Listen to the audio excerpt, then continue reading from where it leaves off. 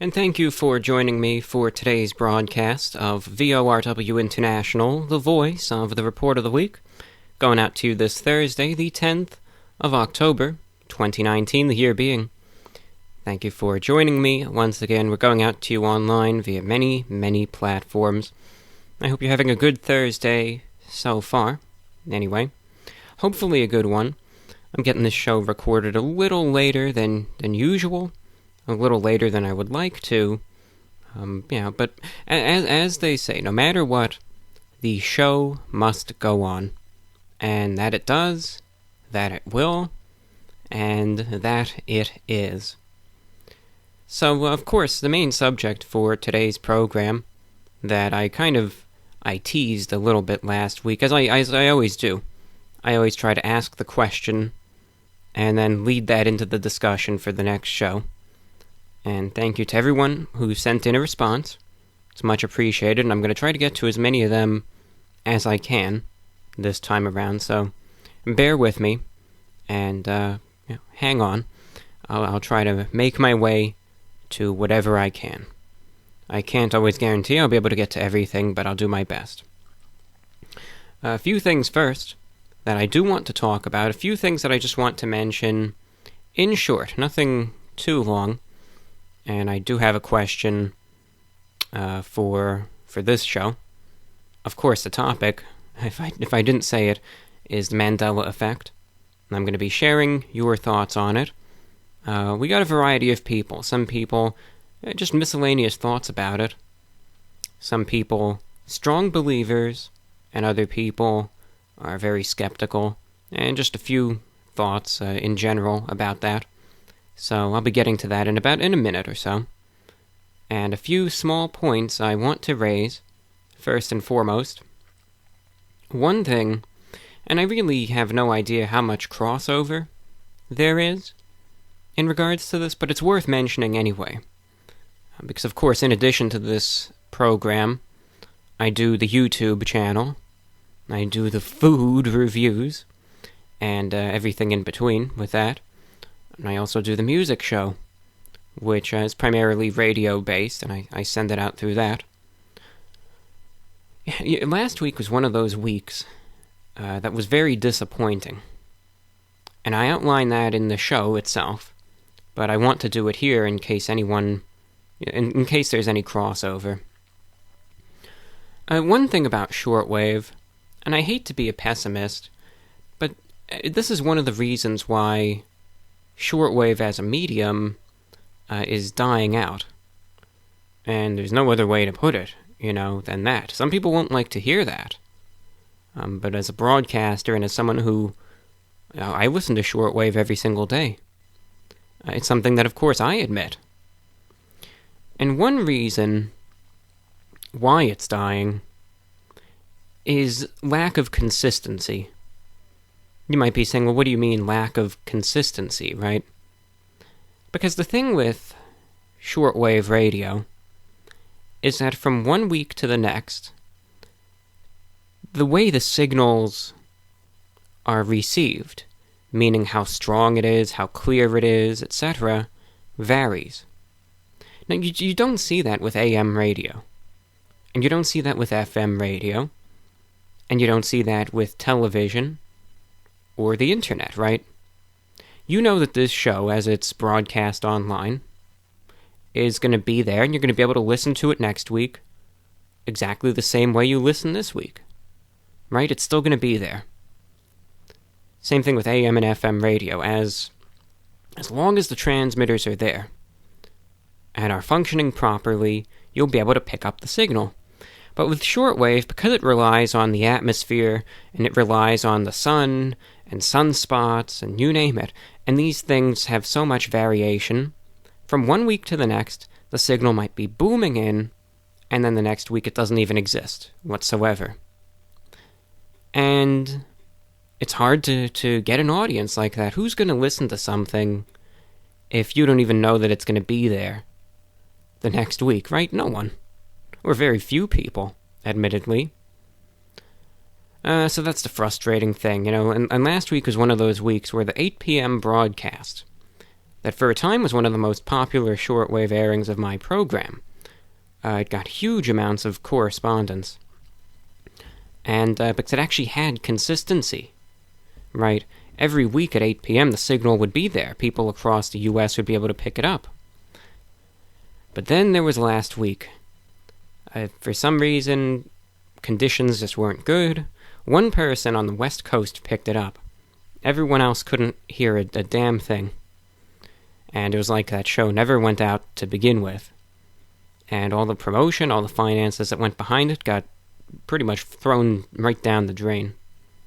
So it was disappointing, it's like you do all this work for nothing. And it's frustrating. Now the good news is that, obviously this variation is not uniform across the board.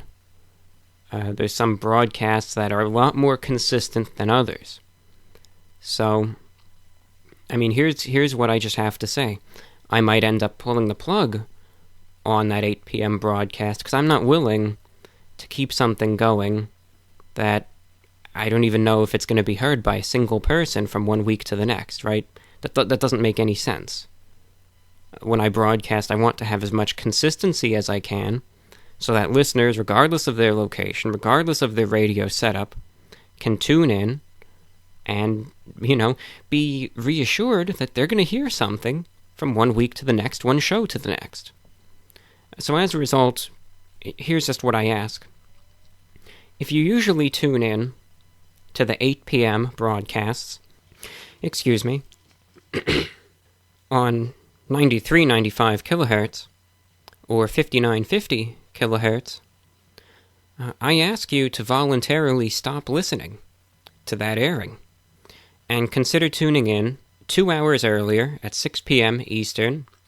Listen in on 9955 kilohertz, or on TuneIn by searching WRMI, or tune in 1 hour later at 9 p.m. Eastern on 5850 kilohertz.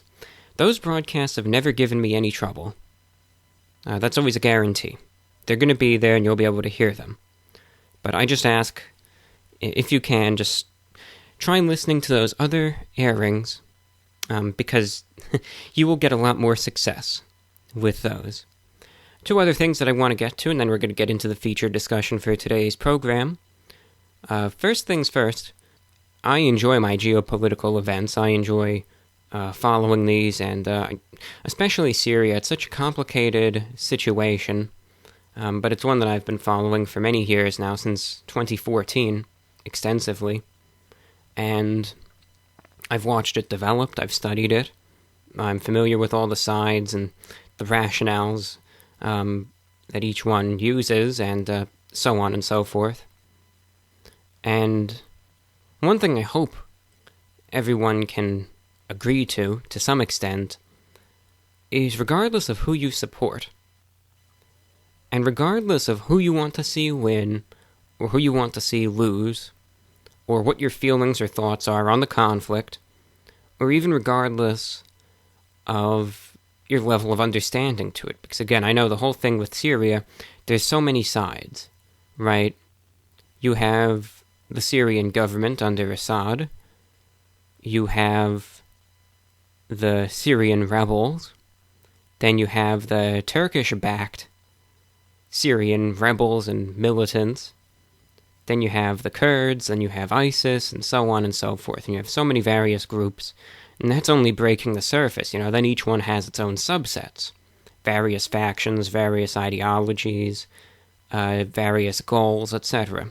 It's a very, very complicated situation, but I think, one thing I hope anyway, that everyone can agree upon, is that the situation is a mess. And it only, it seems like it doesn't have an end in sight, no matter what. Because the region has been plagued, of course, with violence for a very long time, and it just looks like it'll keep going on. But, of course, what's really in the news is the Turkish military action in northern Syria, going by the name Operation Peace Spring. And it's a large-scale Turkish military invasion of northern Syria, specifically in the areas occupied by the Kurds. It's an absolutely massive conflict, probably the largest military operation going on in the world right now. Tens of thousands of forces on both sides. There's just huge amounts of violence going on everywhere. My thoughts really just go out to all the civilians caught up in this. And I just really hope that the number of casualties is at an absolute minimum. Because all this violence is, it causes lots of issues, regardless of who you support. And, sometimes it just breeds upon itself. For one way or another it does. But that's all that I'm going to say about it. And I just suggest you research it, follow it, and know what's going on in the world. You might not be in Syria, you might not be in Turkey, and it might be hard to relate and understand that this is going on as we speak, but it is. And I think it's important to be in touch with what's going on in the world. So study it, follow it. When it comes down to current events, always use critical thought when examining it. So with that having been mentioned, I wanted to touch upon one other newsworthy issue. And I'm going to tie it into the question for today's broadcast. I know that the audience for this program is very widespread. It's very far-reaching. And there are listeners all over the country and all over the world at that. One thing that's going on right now in California that has really even made the international press. I was listening to China Radio International this morning, and even they were reporting it, which I was actually surprised to see that even was on the news over there, are the power outages in California. And obviously, there's a lot of debate going on about this right now. As we speak, as I'm sitting here recording the show this morning, going over to poweroutage.us, over in California right now, at an absolute minimum, there's over 600,000 people without power, which is a huge amount. Some people, of course, are saying that number can go up. Other people are saying, well, maybe it'll go down. This is a controlled power outage. This is being done intentionally by the electric company Pacific Gas and Electric, also known as PG&E. Of course, that stands for Pacific Gas and Electric. And it's being done in response to the potential for wildfires, which of course are common this time of year. This is when it starts really getting prime, unfortunately, to happen. And PG&E said, well, one way to try to minimize the risk and avoid another disaster is by intentionally cutting the power to many areas where the winds are supposed to be high and conditions are very favorable for these wildfires. If we cut the power, this may reduce the risk for a wildfire to occur, to form, and as a result we can dodge a bullet this time, and it'll be good for everyone involved, they say. It'll be good for you, be good for me, it'll be good for the environment, and everyone wins, right? You have a few days with no power, but at least you're still going to have your home at the end of this, right? That's what they're saying. But lots of people aren't buying it. They're saying, yeah, but come on, really? There's no, and this is what I'm seeing from social media, lots of people there are getting very upset. They're saying, yeah, but I don't see any wind. It still seems more humid than necessary for anything to form. Yet here you are depriving us of power for no reason whatsoever. So this is uncalled for. When are you going to turn on the lights? And you have these, of course, different viewpoints. You have people that say, yeah, I think it's for the best in regards to these power outages. You also have people who, again, are very, very frustrated and want the lights back on. And, of course, with that, internet, television, etc. Now, before anything else, for some additional info, I wanted to just read a news article here from the Weather Channel. Now, take it as it is. It's by Jan Wesner-Childs at the Weather Channel. I just wanted to read you a little bit here. It says, power is being shut off to nearly 800,000 Pacific Gas and Electric customers in Northern California due to threats of wildfires, and in some areas officials declared emergencies and curfews to deal with the blackouts. A state of emergency was declared for Santa Clara County as the area prepared for additional outages on Wednesday. In the city of Morgan Hill, a curfew was in place from 7 p.m. Wednesday night until 6:30 a.m. Thursday, as authorities worked to reduce the possibility of crime. Schools and universities were closed in some areas, and residents stocked up on groceries, batteries, and gas ahead of the blackouts, which PG&E said could last as long as 5 days. Over 600,000 homes and businesses in Northern California were already without power as of Wednesday. PG&E's website has crashed due to high traffic. The preemptive outage stands to be one of the largest in the state's history, as windy, dry conditions raised a risk for wildfires in the coming days. Many of those affected are in the San Francisco Bay Area and the northern part of the state, including San Jose, Oakland, Fremont, Santa Rosa, Hayward, Berkeley, and San Mateo. The shutoff started at 12 a.m. Pacific Standard Time Wednesday morning, with the first phase expected to impact 500,000 customers in 22 counties. And a second phase started at noon, with another 230,000 customers affected. And then a third phase, covering 40,000 customers, is also being considered.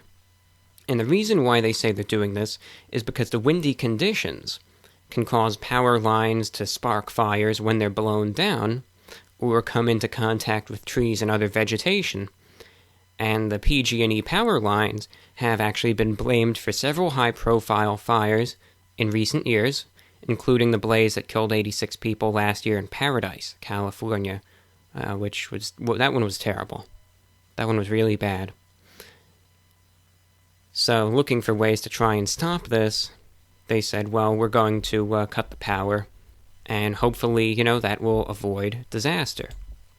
Now, like I said, though, there are lots of people who, they aren't having it. They're upset. They're angry, and, they don't buy it. Some people, of course, are even raising the possibility, if you remember in the early 2000s, Enron, what they did with their blackouts, some people are even raising the possibility that what if it's like that again? And it's Enron 2.0, that they're doing it for personal gain, under the guise of trying to do something good. Whereas other people are countering it and they're saying, no, they're just doing this to avoid a disaster, and that's all that it comes down to. I know it's an inconvenience, but it needs to be done. So there's been lots of back and forth discussion, lots of contentious debate, and either way, lots of people without power, many of whom are getting to their wits' end, wanting to just have the lights back on, have their utilities back on, and get back to normal. Now here's my question. Again, I know that there are lots of listeners in California, and whether you're listening to this show post-blackout, maybe you lost power, or whether you're across the country, I'm here in Florida with the lights going right now and everything up and running. Everyone's talking about this, and I want to get your thoughts. So, here's my question, really. What are your thoughts on these power outages in California? Do you support it? Do you think you will see more things like this going forward? Do you agree with what they're doing? Or do you disagree with it? Do you think that there might be ulterior motives to it? Do you think that they're just going about this the wrong way? And do you think that it's an inconvenience more than anything else? So the question to everyone, I want to hear your thoughts on these controlled power outages by PG&E over in California. What are your thoughts on this? Do you agree with it? Do you disagree with it? Do you begrudgingly agree? Do you say, yeah, this sucks, but I'd rather lose electricity than lose my home? Or do you say, no, this is uncalled for, this is absurd? So I want to know your thoughts. The way to do it, send me an email at vorwinfo@gmail.com. That's vorwinfo@gmail.com. Once again, that's vorwinfo@gmail.com. And I'd really like to get your thoughts on this. You can type up your message. You can let me know your thoughts in writing.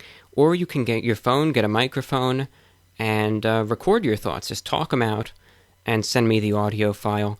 Again, though, please send the correspondence in to vorwinfo@gmail.com. Love to hear from you, and I'll get you on the show. So it's a great way to get your thoughts and viewpoint out. Do you support the power outages? Do you oppose them? What are your thoughts? And also, to anyone who is listening in right now, who either had their power cut or kind of is in the area and might have had the threat, or if you know someone who got the power cut, I especially want to get your feedback. How did you pass the time? How did this impact you? And I really especially want to get the feelings and thoughts from people who are directly impacted from this, because more important than anything else, you're in the target of this, so what are your thoughts especially on these power cuts? So that's going to be the discussion for the next program, and of course, in order for that to be a possibility, we need your feedback, so please consider writing in. You can keep it long or short, all up to you. You could write in as frequently or infrequently as you wish. So that's how it's done, and that's the way to do it. Alright, next we're going to go over to our discussion on the Mandela Effect, and before anything else, we're kind of at the midway point of the show. Consider supporting this broadcast. It stays on the air thanks to your support, thanks to everything that you do as a listener. It's listener-supported. Please consider a donation via PayPal to vorwinfo@gmail.com. You can also support the program at Patreon, patreon.com/thereportoftheweek. One benefit of supporting this show on Patreon, if you do that, you will be able to listen to my music show every week, online, digitally, on demand. I'm archiving it on Patreon again. I do 3 music shows a week. That's 3 hours of programming, about 12 shows a month. It all can be yours. It's just a big thank you for supporting this program. Consider it patreon.com/thereportoftheweek. And with that, as we transition into the next segment, please take a listen to our sponsor, Studio Shepin. Studio Shepin is a becoming comic book creator and storybook illustrator, and he's looking to work with any VORW listeners out there. Shepin offers a variety of freelance artwork, from digital or traditional paintings to handmade customized stickers to storybook and comic book illustrations. Whether you want to take your idea to a publisher or have something fun to share among friends and family, he'll be happy to work with you to make your idea take form. For creative types out there seeking casual and friendly experience in putting together a short story or short comic book, Shepin is the artist for you. If you're interested, you can contact Shepin and browse his artwork on his home website, studioshepin.com. There you will find links to his other platforms, such as Instagram and Patreon, his commission menu for a quick price guide, and you'll also be able to browse his short and sweet collection of comic books that he's written and illustrated himself. Once again, that's studioshepin.com, spelled studiosheppen.com, studioshepin.com. Alright, so now we continue in with the program over to the discussion, and we'll be taking your comments about the Mandela Effect. And again, mostly just general comments. If you think it's real, if you think it's bogus, if you're kind of on the fence about it, and if you feel you've had any experiences with it. And we got a good diverse variety of feedback, which is great, and we're going to be getting into that. Now, as an introduction, of course, I think most of us know what the Mandela Effect is. But for those of you who don't, let me just give a brief recap as to what specifically it is. Now, the Mandela Effect, of course, it is named after Nelson Mandela. A lot of people dub it as being false memories, but it gained to prominence in 2010. It's called the Mandela Effect by paranormal consultant Fiona Broom, in reference to a false memory she reported of the death of South African leader Nelson Mandela in the 1980s, who was at the time still alive. And she claimed that it was shared by thousands of other people, and other examples include memories of the Bernstein Bears, previously being spelled Bernstein, S-T-E-I-N, as to S-T-A-I-N, of a 1990s movie, Shazam, starring comedian Sinbad as a genie, which never happened. But a lot of people remember this, And then many different famous quotes from movies that everyone thinks is a certain way, really isn't. And you had this phenomenon where you have so many people collectively saying, wait a minute, I thought this movie existed. I thought Nelson Mandela died in prison. I thought that in Forrest Gump, the quote was, life is like a box of chocolates, but it actually isn't. So what's going on exactly? And that's where you have these two differing viewpoints. You have some people who just say, look, this is just the process of misremembering something. How many times do you really think about the Bernstein Bears and really think about how they're spelt? Probably not that often. It just makes more sense that it would be S-T-E-I-N, but, how often do you really check? Now, other people say, no, I know for a fact that it was spelt this certain way, and all of these changes happened for a reason.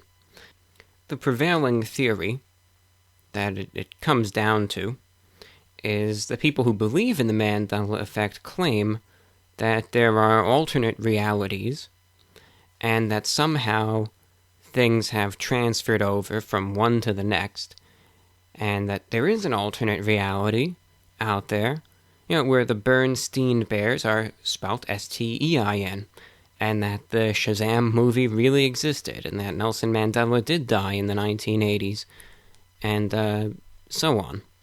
And that somehow these realities crossed, and were kind of, transported into this other reality, but, we still have these memories, and that's what it comes down to. You have these very far-reaching theories. But either way, I personally put myself in the camp where I feel that it is false memories. That's my honest opinion. That's what I think it comes down to.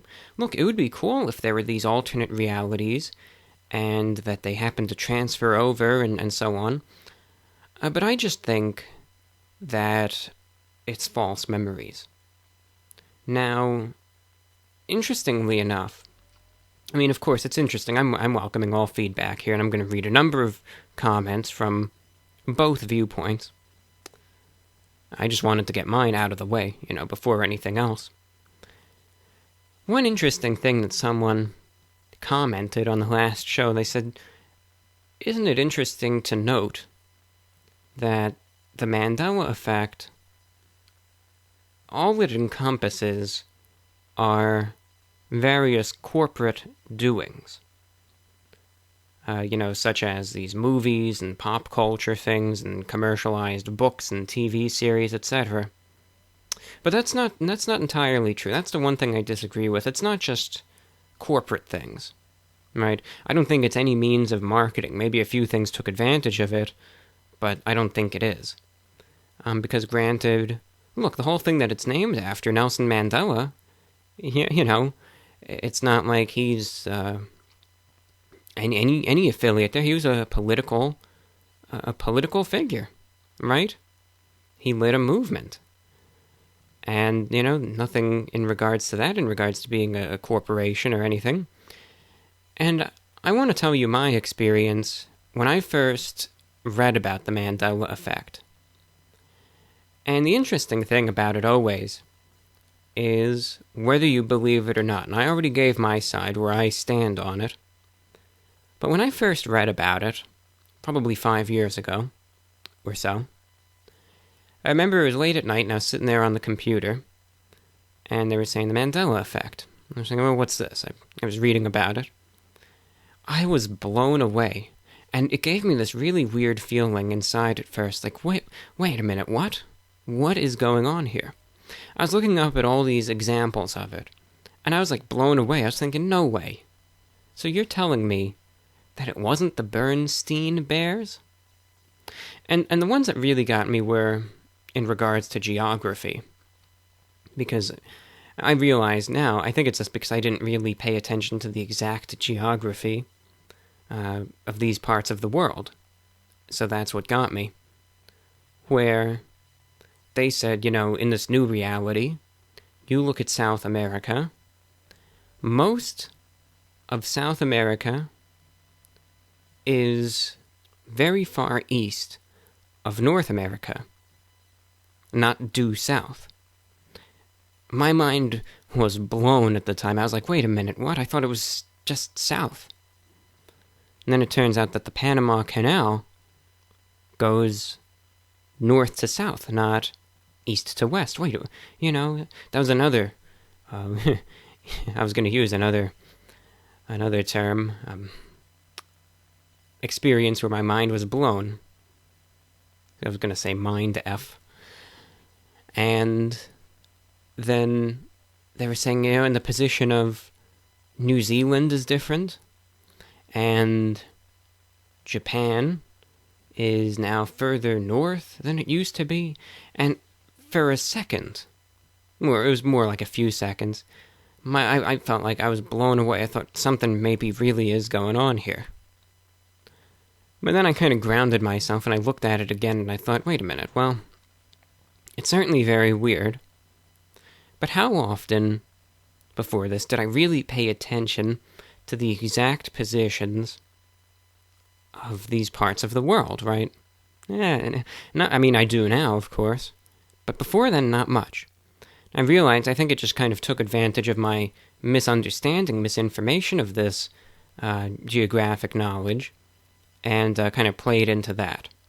So I think it's false memories, but either way, that first experience was mind-blowing. And it's either way, look, it's very interesting to just research this type of stuff and just think, hey, you know, that's crazy either way. But those are my own personal comments on it. But believe what you will. And that's what it comes down to. And now we're going to take some of your comments that were sent, again, via email to VORWINFO@gmail.com. We have a good number in writing, and we also have a number that were recorded and sent in. And Julian says, my quick thought on this, and though it might seem outlandish, it is totally plausible in today's world. What if all these false memories do have some bit of truth to them? In the age of the internet, anything can be easily altered and passed as a truth. What if higher members of society, or even some sort of organization, alter facts in order to study the masses and how malleable we truly are? Just a thought, but truly, I don't get how such a vivid memory shared by many could be wrong. So that was from Julian. Thank you for your thoughts. You know, of course, what is real is that there are times where the facts of one situation or another are altered and are broadcast as being the truth, right? And you see that a lot with various means of propaganda. to try to push one thing or another, where, literally the information will be altered.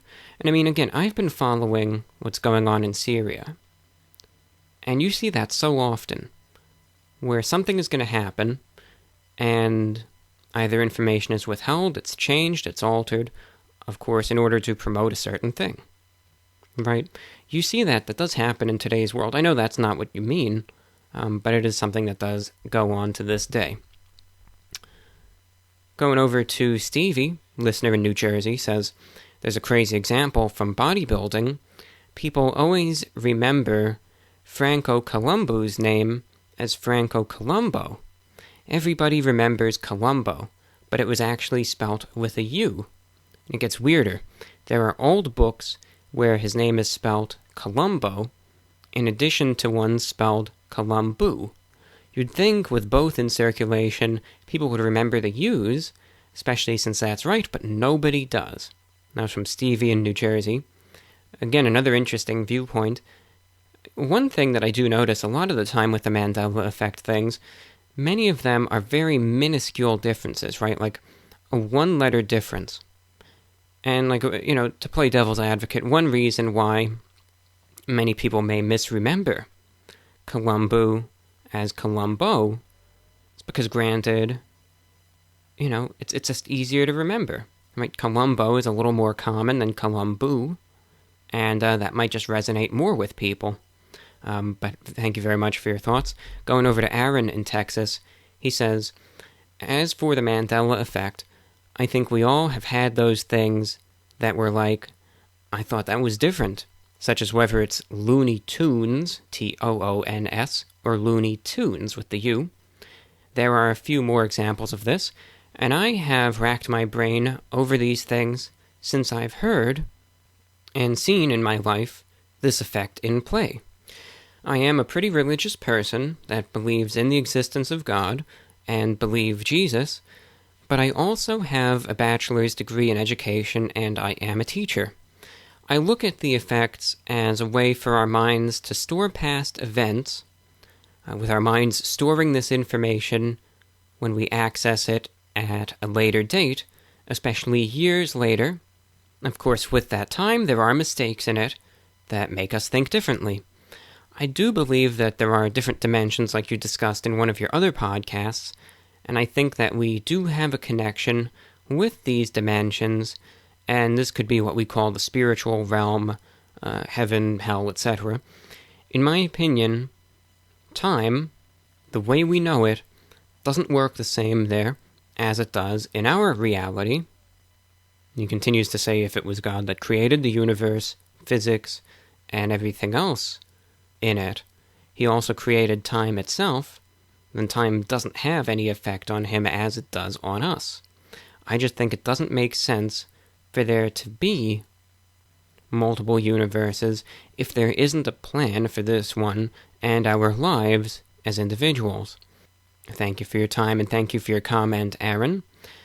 Shane sends in some thoughts, says, Forrest Gump said life was like a box of chocolates, but his mom does say life is like a box of chocolates. And I think a lot of these cases are just confusion or forgetting, like in the case, for example, who has a kid that really paid attention to the spelling of Bernstein Bears? And that's what I was getting down to. I was saying, a lot of these things, how often do I really pay attention to them? Admittedly, not that much, but either way, it's very interesting. We have a few thoughts that I do want to get to that some listeners recorded in. Chris has a few thoughts. Welcome to the show, Chris. There are a lot of YouTube videos out there about the Mandela Effect, as you know, and, a lot of them are, in fact, in my opinion, people misremembering. And I'll give you the best example I could think of off the top of my head, and that is the Darth Vader quote from The Empire Strikes Back, where a lot of people think that changed, where, they misremember the quote as being, Luke, I am your father, when in fact it was, he goes, no, I am your father. And I think my theory there is that a lot of times things happen in pop culture that might take these quotes in a left turn. And I believe that Tommy Boy was a movie where the Chris Farley character quotes it incorrectly. And that becomes part of the, pop culture lexicon, and people start remembering that. So, I don't know. That's just a theory. Now, that said, let me just tell you that I really do believe something fishy's going on here. And it's unexplainable, of course, but it's because, let's take the movie Moonraker. Now, Moonraker was a James Bond film that happened to be my favorite James Bond movie growing up. And they played it on HBO every day, multiple times, as they did many of these types of movies back then in the 80s. And, I watched it every day. I grew up with Moonraker. I would even, play Moonraker at school with friends, because that's the one where James Bond, played by Roger Moore, goes to space. Now, there's a villain called Jaws, and he's got braces, and he's this big, tall, menacing antagonist in the film, right? Now, at the end of the film, and you can Google this, but he meets the love of his life, and the reason why she's the perfect woman for him is because she has braces too. But now, the Mandela Effect here is she never had braces. But there's no way that she never had braces, because the scene doesn't make sense without her having braces. It's like that was the whole point, that she's like him. And he smiles and the braces sparkle, and she smiles and the braces sparkle, and now there's no more braces.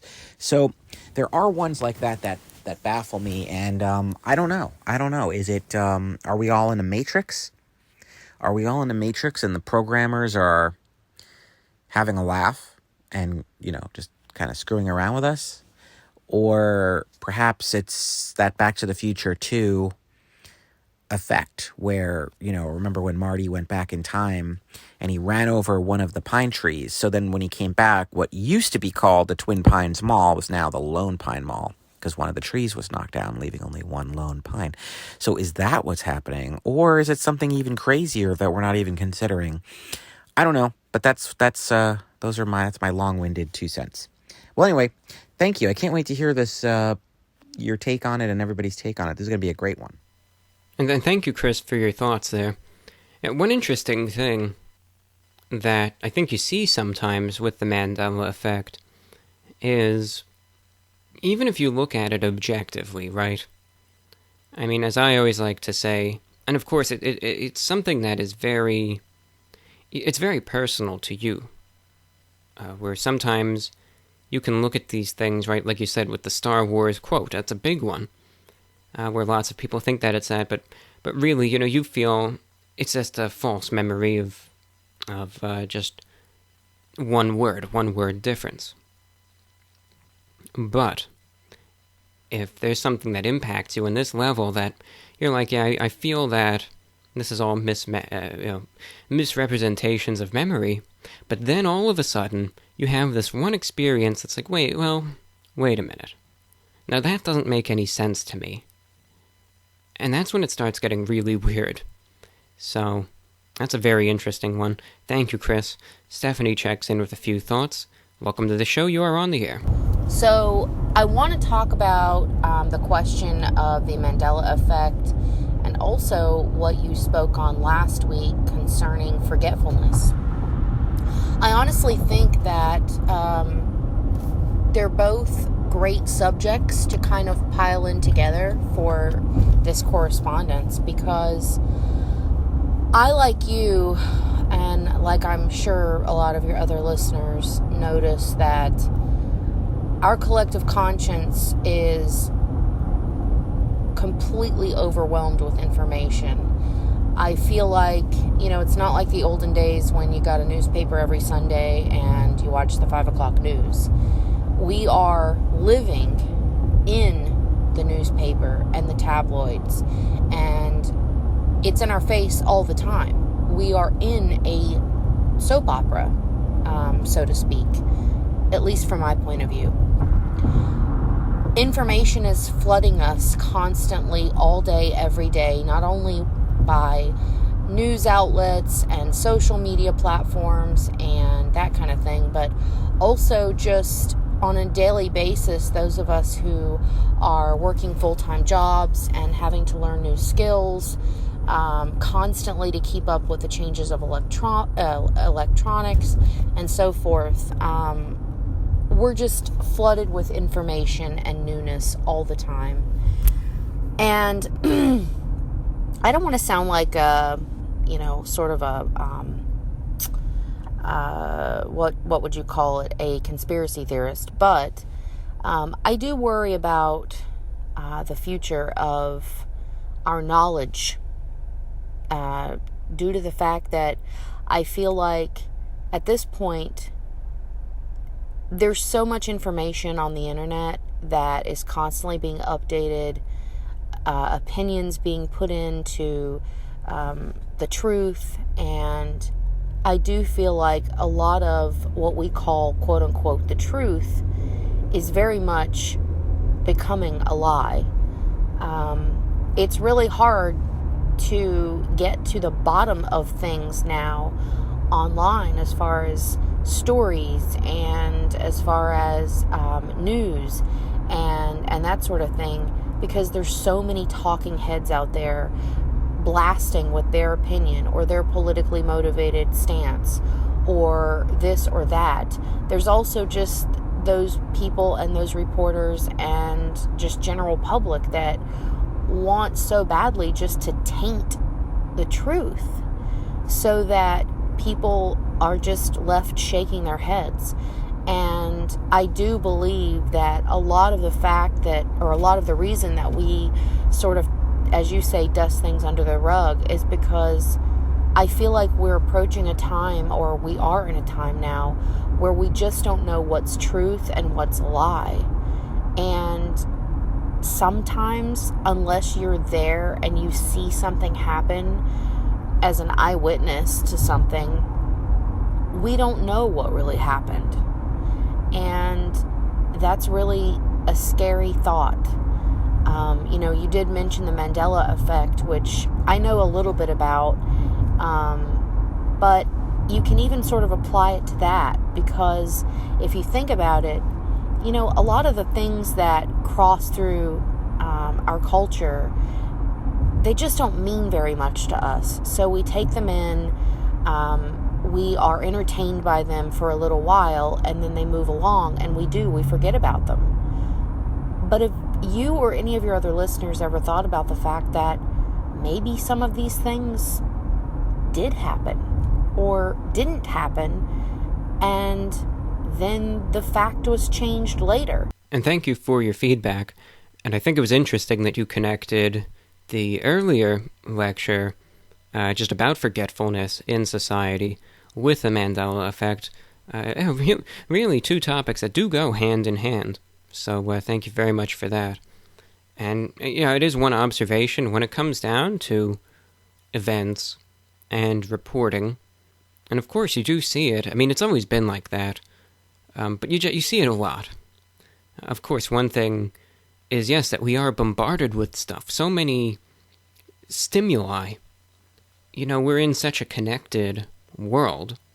We have so much to juggle, so much information bombarding us, that probably it does take a toll on our memory. So that's one thing.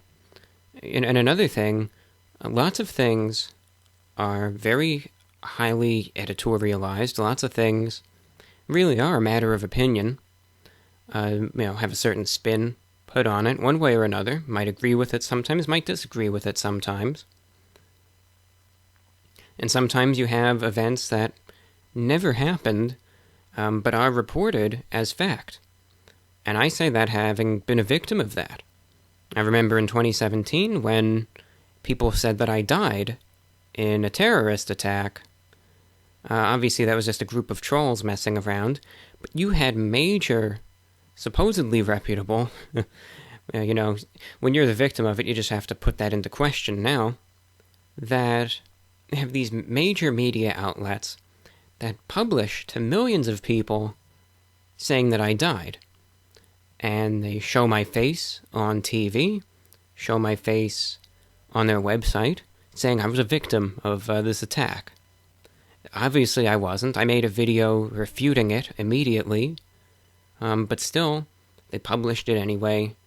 They had, people emailing me, seeing what was going on, and so I understand, because again, I experienced that firsthand, unfortunately.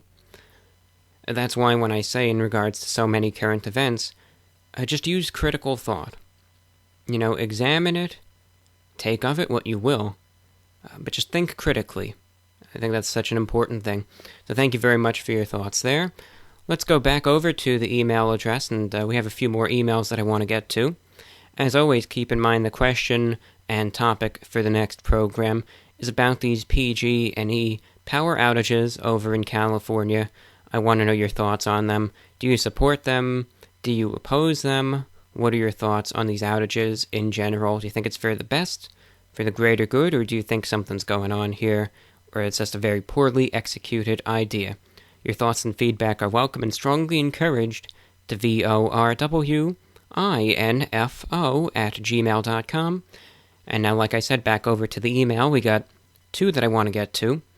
Dallin says, I think that collectively, humans think very similarly. Many examples of the Mandela Effect are things that aren't completely well known amongst everyone in the world. So I think that human brains fill in the blanks. What did we know about Nelson Mandela? And for the common person, the fact that he is in prison, so our brains assumed he must have died there. Bernstein is an odd word in general.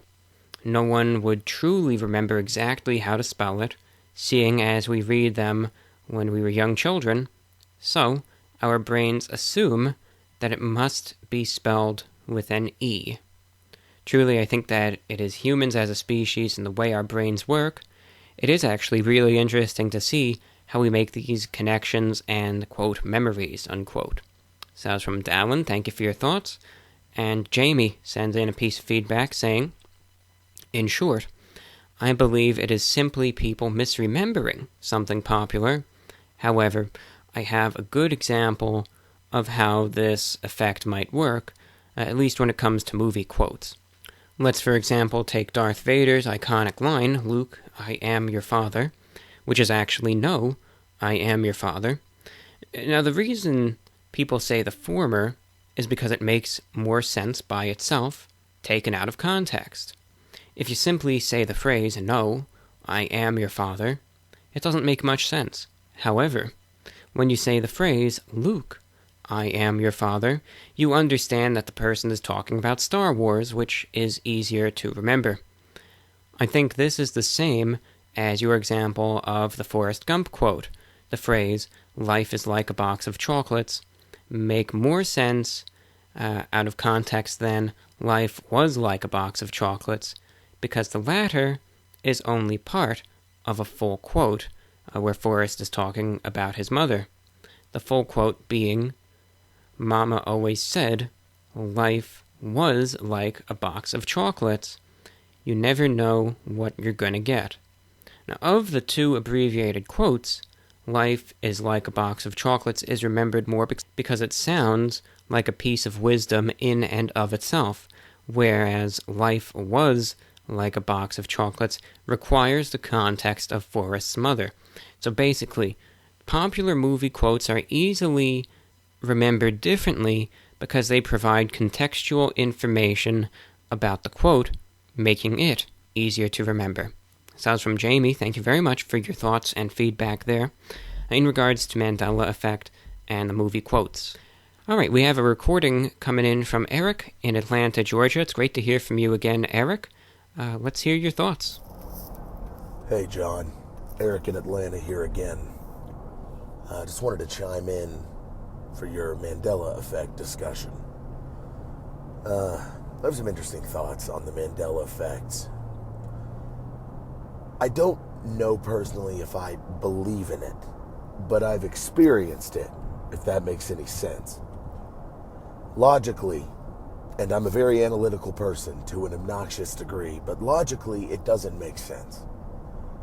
The more obvious and logical explanation for it is that somehow some collective consciousness thing is going on and seeds of false memory have been planted throughout society, and at some point people just misremember things. But it is bizarre, isn't it? How many people can share the same, quote, false memories? The only other potentially scientific explanation I can think of really is something to do with the multiverse theory, but that is so deep and complex that I don't even know where to begin with it. The two examples that I personally feel the most strongly about, as silly as they are, is the Genie movie,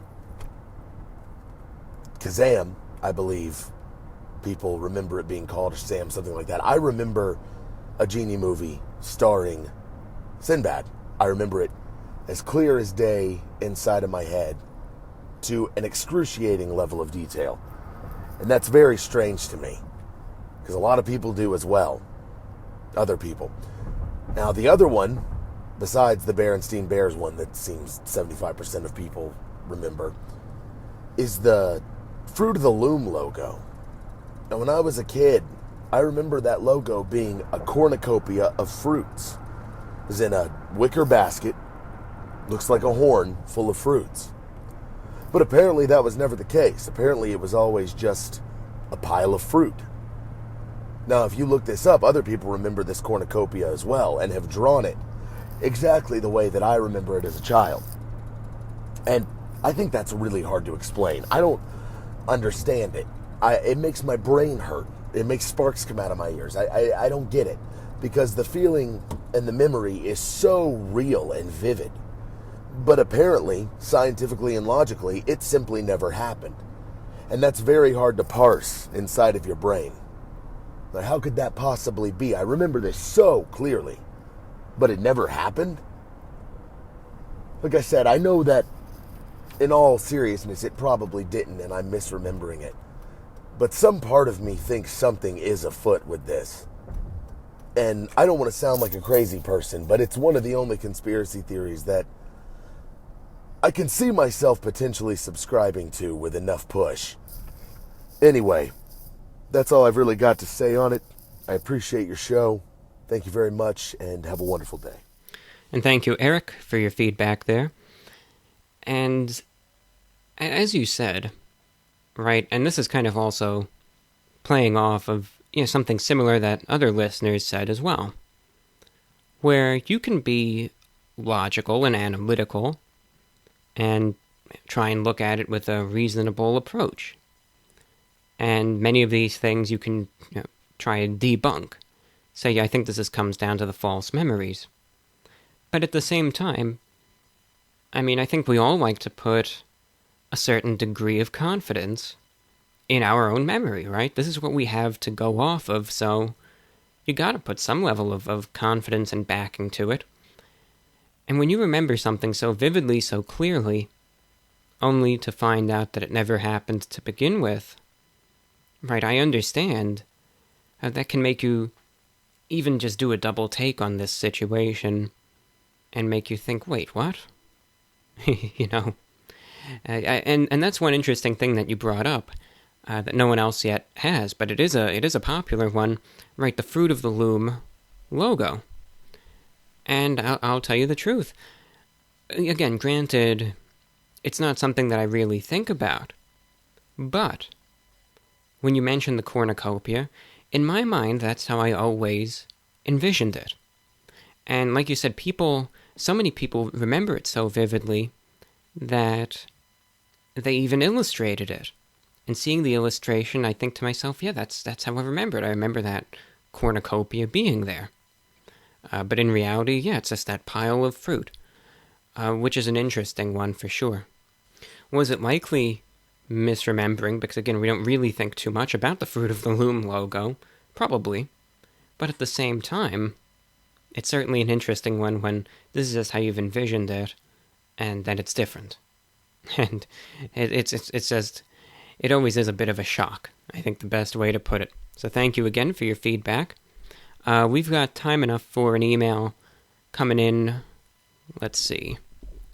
coming in from Sean in Montreal, Canada, regular listener, and he has a few thoughts. He says, I've experienced déjà vu during times of anxiety and stress, and although I cannot remember experiencing the Mandela Effect, I bet this is a mass manifestation of this when it comes to the feeling itself.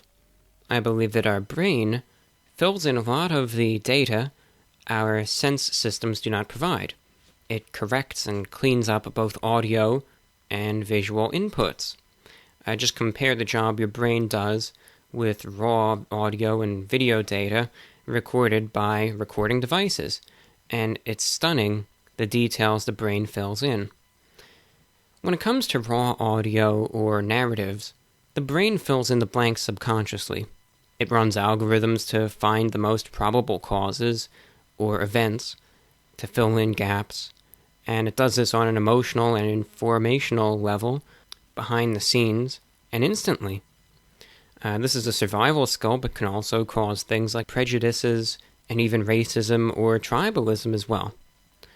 Now, like software algorithms to fill in missing gaps in data or autocorrect input, the collected brains of a society, which mostly share the same cultural inputs, will often correct the same ambiguous data the same way. This is especially true when you have inputs which are contrary to the expected Stain versus Steen, or perhaps difficult to understand in the moment life is/was, like a box of chocolates. When it comes to the Forrest Gump, in a sentimental scene like this, our brains are expecting him to utter some aphorism, and those are most often in the present tense, because they are general saying, not the past tense. So, interesting feedback from Sean over in Montreal, Canada. Thank you so much for your feedback, Sean. Great to hear from you. And now I just wanted to open up the inbox and see if there's any miscellaneous feedback. It's interesting, we got a lot of great, diverse response in regards to the Mandela Effect, and that's what this is all about. That's why I like getting all different viewpoints, because I don't want the show to just be, 20 emails one after the next saying it's false memories, and so on, or saying that it's real. So I like having a little bit of everything. We put it all together, and that's what this show is all about. So thank you all so much for taking the time to create and compose such wonderful responses, and it's always appreciated. And again, if you have any thoughts on the ongoing power outages in California, love to hear them. Like I said, it's these responses that make the show, so consider sending one in to VORWINFO@gmail.com. We have, I think, time enough for about 3 emails that I can get to that focus on some miscellaneous subjects. Stay tuned. Alright, so then going over to some miscellaneous feedback that came in. Again, 2 or 3 emails that I want to get to, and then that's just what it comes down to. Sarah in Wisconsin says, I was thinking cryopreservation would be a good topic for a show down the road. It would stir up some talk about the consequences of immortality on the world and on our mental health, if it's wrong to pause yourself at death's door until we come up with everything we need to revive people. There's about 1,500 people in the U.S. today that are signed up to be preserved. And that's from Sarah in Wisconsin. Thank you for your topic suggestion there. And that might be an interesting one for a full-length discussion. Would be interesting.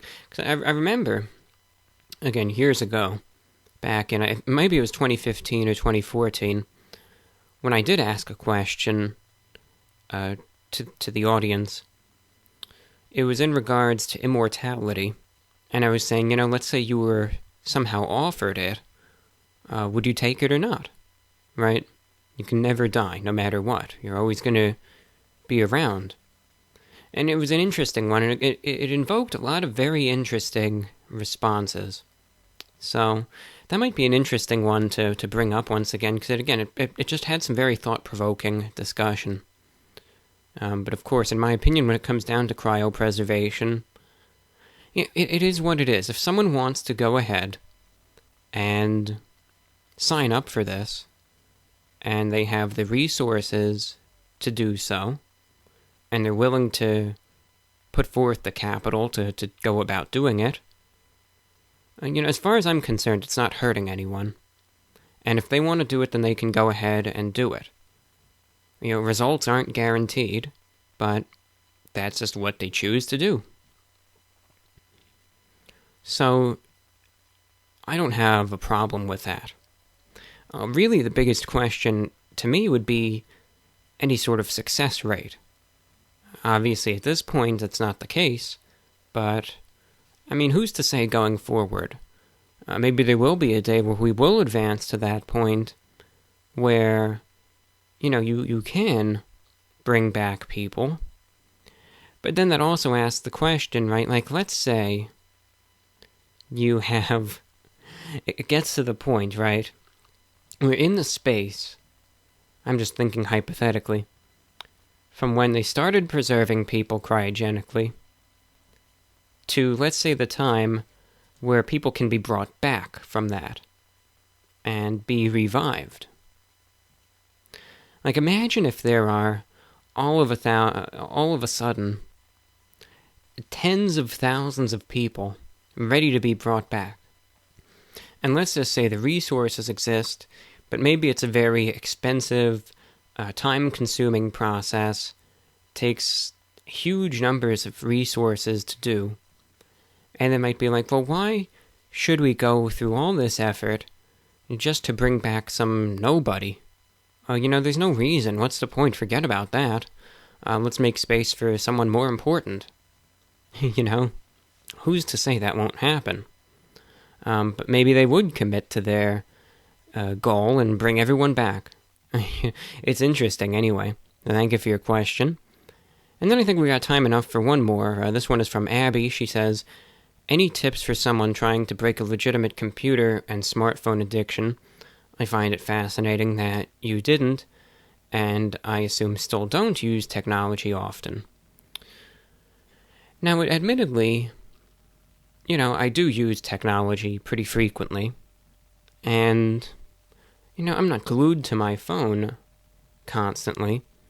I think since I've been up, I might have only looked at it one time today, and that was just to check the time, really. But otherwise, I'm more of like just a old-school computer person, so I just do most of my work, most of my stuff. I think one thing that is a huge issue, obviously computer and smartphone addiction does exist. I think really it's more of an internet addiction than anything else. It's not necessarily the devices themselves, if they were disconnected or had no internet, but of course that's what can be accessed through these devices, which is why we spend so much time on them. I don't think in today's world, considering how connected we are, unless you live off the grid and you're completely self-sustainable and you're like a survivalist and you can do this, it isn't, I don't think, possible or necessarily wise to completely disconnect in today's world. So I think the best thing is essentially a compromise of just being able to cut down the time spent. You're always, trying to do it cold turkey and just say, all right, fine, I'm not going to use it anymore, it's done. You're going to be clawing up the walls and you'll be back at it again. And then, you just might feel bad. You'll be like, this didn't work out, I tried and I failed, and, it won't necessarily leave a good feeling. But one thing that might be the best to do is try and cut back little by little. Let's just say of the waking hours you have per day, you spend 12 of those hours on your phone or on the computer. And that might sound like a lot, but I think that's very true for many of us at this point in time. I mean, when I go out, I always see everyone, their head down, looking at the phones, etc. So I think that's a very likely number. Try and say, all right, you know what? I'm going to try and cut it down to 11 hours. Right, that's not much. But you know what? It's doable. You're still going to have lots of time on this, but it's going to be 1 hour less. And look at that free hour and say, you know what? I'm going to dedicate this to something else. And it's going to be hard. I'm going to dedicate this to going out, enjoying nature, exploring the world. Maybe I'll use it for an extra hour of sleep. Maybe I'll use it to do some reading, or listen to the radio, or work on, my projects, drawing, or whatever. And something that isn't inherently internet connected. And it's probably going to be hard at first. Like, you'll first go into it, and it's going to be like, this is great, I'm doing it. And then it's going to be like, all right, I want to check Instagram or whatever. And then it's going to be tough. And you might find yourself looking at the clock, and it'll be like, all right, when is this hour going to be over? But keep at it. And eventually, once that's incorporated into your schedule, then make it 2 hours. Make it 3 hours of that time. Or one other thing that you can do is say, look, I can still check my phone, can still check the computer, but try and do it less. And try and interspeed that with doing other things that, again, aren't tied to that. That might be the best balance. You're still being able to check things, make sure everything's going as it should, but at the same time not becoming utterly dependent on it. Those are a few thoughts anyway. It's a very difficult thing, and something that I think we all deal with, all experience. I know there's many, many good internet resources out there to help you through this. And with that, that's all that I have for today's program, going out to the 10th of October, 2019, 10/10. And remember, next week's program feature a variety of topics, but again, the main discussion is going to be the power outages in California. With that, thank you for listening, and do take care. I'm your host, the Report of the Week.